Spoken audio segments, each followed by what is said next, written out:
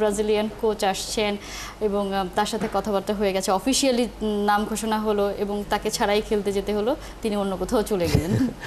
আসলে এই কোচের এর আগেও এরকম কাহিনী করার আর কি একটা উদাহরণ আছে। সে এর আগে হচ্ছে ইন্ডিয়ান নর্থ ইস্ট ইউনাইটেড জন আব্রাহামের যে ফুটবল টিম, সেই ফুটবল টিমে সে এরকম সাইন করে লাস্ট মুহূর্তে সে অন্য ক্লাবে সাইন করে। তো এটা নিয়ে একটা লিগাল কেসও করেছিল নর্থ ইস্ট ইউনাইটেড।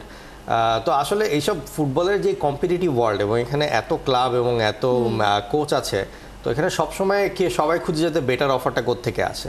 তো এর জন্য যখন কোনো কোচকে আসলে সাইন করা হয়, আসলে উচিত যে খুব কুইকলি তাকে একবার ফুল ফ্লেজেড সাইন করে নেওয়াটা।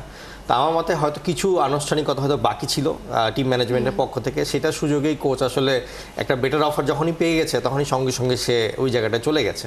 তো এখানে আমি বলবো যে কোচেরও আসলে যখন প্রথমে কথা দিয়েছিল বসুন্ধরা কিংসকে, তারও আসলে কথাটা রাখা উচিত ছিল। আবার on the other hand Bashundhara Kings ম্যানেজমেন্টের উচিত ছিল যে যখন কোচ একবার কথা দিয়ে দিয়েছে ওটাকে তত তাড়াতাড়ি ফাইনাল করে পুরো জিনিসটাকে সলিড করে ফেলার। তো আমি বলবো এখানে দুই পক্ষ থেকে একটু হলেও কিছুটা শর্টকামিং ছিল, আর আশা করি এখান থেকে একটা বড় শিক্ষা হলো এবং এর পরবর্তীতে এরকম সমস্যা হবে না।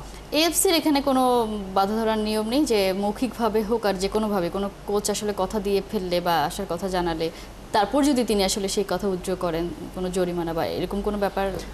এখানে হচ্ছে জরিমানার ব্যাপারটা যে এখানে কন্ট্রাক্ট, এরপরে হচ্ছে বসুন্ধরা কিংসের আসলে ফিফায় যেতে হবে। ফিফাতে গিয়ে আসলে তার কন্ট্রাক্ট, এখন এখানে যে ব্যাপারটা যে আসলে কন্ট্রাক্ট কতটুকু পর্যন্ত সাইন হয়েছিল, প্রি কন্ট্রাক্ট নাকি মেইন কন্ট্রাক্ট দুটাই সাইন হয়েছিল নাকি শুধু প্রি কন্ট্রাক্ট সাইন হয়েছিল, যেহেতু আমরা অফিশিয়ালি জেনেছিলাম ধরে নিতে হবে যে আর কি ফুল কন্ট্রাক্টে আর কি সাইন হয়েছিল। তো সেক্ষেত্রে বসুন্ধরা কিংসে তখন একটা গ্রাউন্ড থাকবে যে সে তারা ফিফাতে গিয়ে এটাকে আর কি কমপ্লেন করতে হবে যেভাবে নর্থ ইস্ট ইউনাইটেড করেছিল।